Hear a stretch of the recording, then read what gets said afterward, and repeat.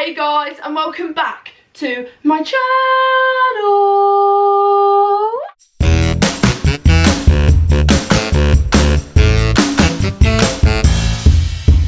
So for today's video, we are going to be talking about ADHD and communication struggles. So before we start, if you could smash me a big thumbs up down below and subscribe to this YouTube channel, I will forever be grateful. So let's get on to the video.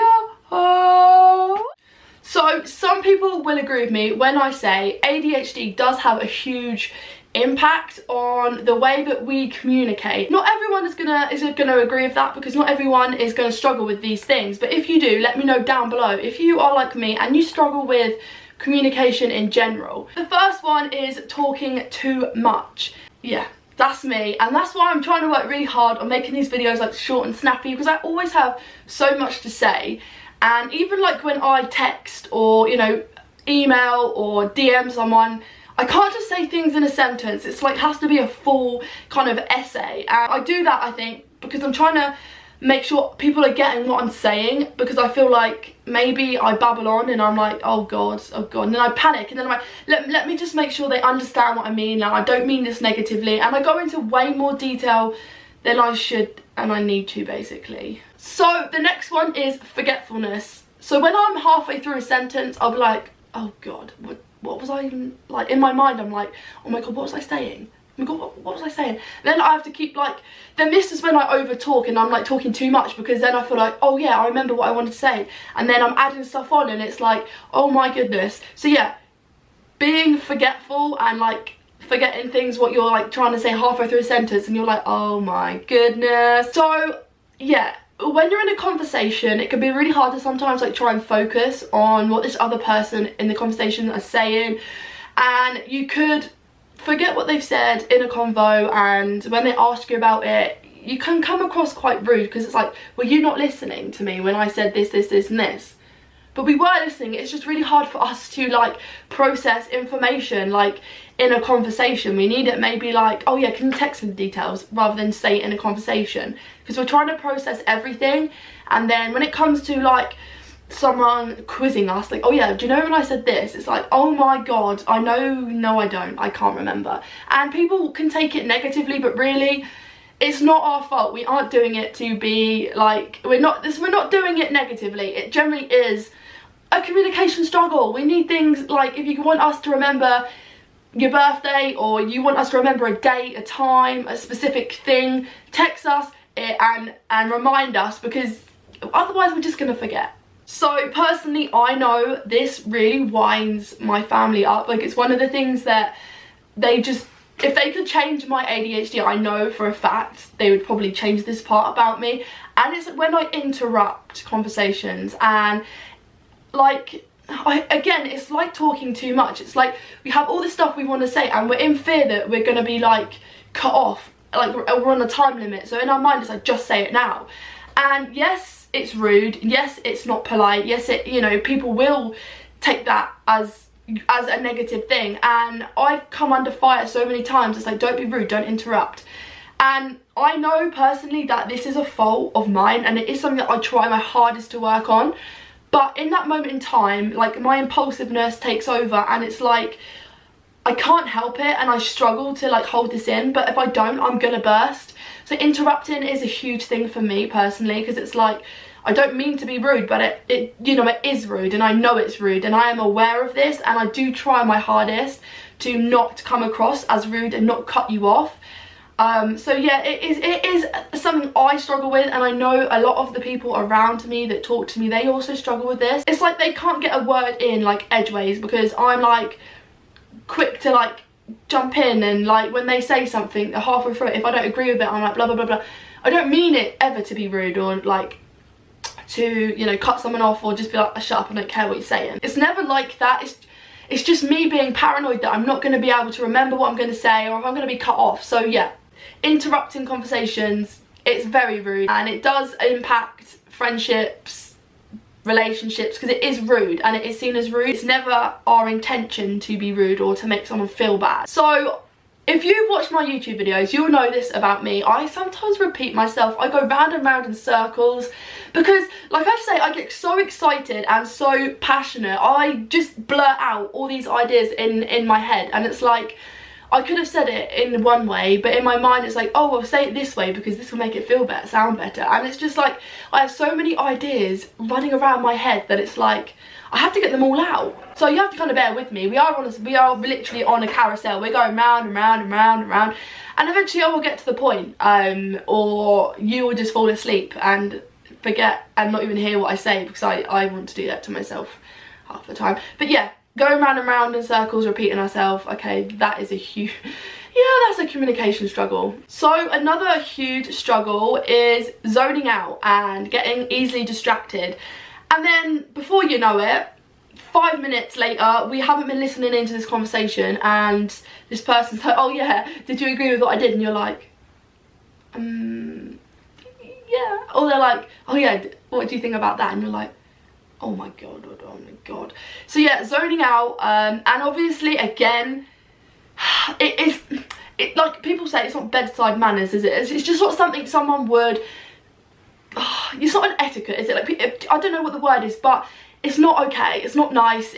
Obviously it's going to impact negatively on the person you're talking to or the people you're talking to, because it can hurt other people's feelings. Like, well, you're not even listening. Like, I've been talking and you're not even listening to what I'm saying. And again, we are well aware of this, and a lot of the time this doesn't happen all the time. It's just sometimes, you know, you could say something and in our mind we're like, oh yeah, do you remember that? And we just like zone out, and it's like, oh yeah, when they ask you a question, I just did not listen to that. But it's not rude, again, it's just a struggle we have. But again, also we have to flip side it, and we know it can be hurtful and rude and not acceptable, but again, we can't help it. So we have to kind of give and take these sort of things, and yeah. If you want to talk seriously to us, I honestly try to always go somewhere that is quiet. There isn't huge amounts of distractions. Like a coffee shop is sometimes not the greatest place, because you've got people like banging the thing when they're making the coffee, grinding the thing, and then you've got other conversations going on, and it's just hard to stay focused on the person you're speaking to. It's really difficult. So again, another one is forgetting to reply to messages or emails, like direct messages. Again, it could be really interpreted wrong. It could be interpreted that we don't care, that we're being rude, we're ignoring you. The thing is, a lot of the time, I don't know about anyone else, but like I'll get a text and I'm like, oh yeah, and I mentally reply. So if they're asking, do you want to do this, and I'll be like, oh, I can't, I'm going out at 5 or whatever like that, and then I mentally reply, and then I get distracted by a notification that comes up on my phone, and in my head, oh yeah, I replied. I didn't reply at all. In my head I replied to what this person said, and then like an hour later they're like, are you ignoring me? Or like, are you gonna get back to me? You're gonna tell me the answer? Like, it can, I know it affects like friends, relationships, like it can affect people negatively, and I totally understand why, because I wouldn't want to be left on like, I wouldn't want to be left on like red for a long time, and I know that it's not like a fun thing. It can be quite offensive, like when they're texting you and you just randomly stop replying because you've been distracted, and then yeah, it is a real hard thing. So yeah, forgetting to reply, yeah, that's another communication struggle. So personally, this is the last one, but for me it's just funny. But if you ring me, I will not pick up the phone. I will wait for you to either leave me a voice message or text me, email me or something, because I will not pick up that phone. I do not like talking to people on the phone. Like, I won't do it unless it's an emergency, like if my dog needs to go to the vet. That's an exception, because I love my dog so much that I would do anything, and I'll push myself out of my comfort zone to make sure that I can get him an appointment. But anything else is just a big no-no. So if you ring me, I will literally be staring at my phone until you stop ringing, and then I'll message you if I know who you are. If it's like an unknown caller, that's literally like no chance in hell that I'm calling you back, because no, and stuff like that. I just wouldn't. I want to know what you want to talk about. I have to like mentally prepare myself. I'm like, oh, well, I need to know what we're going to be talking about. So if anything, if you're going to ring me beforehand, just let me know beforehand that you're going to ring me and what we're going to be talking about.